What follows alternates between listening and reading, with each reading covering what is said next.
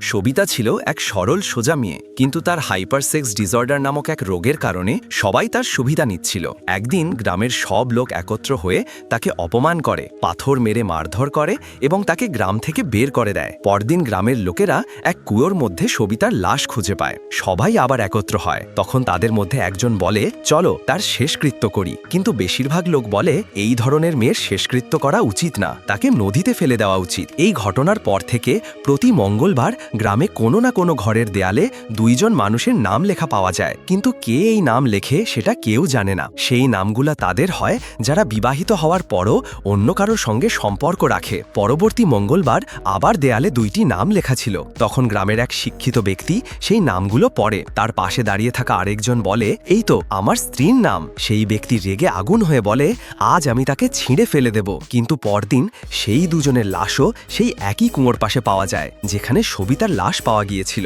এরপর আবার গ্রামের লোকেরা একত্র হয়।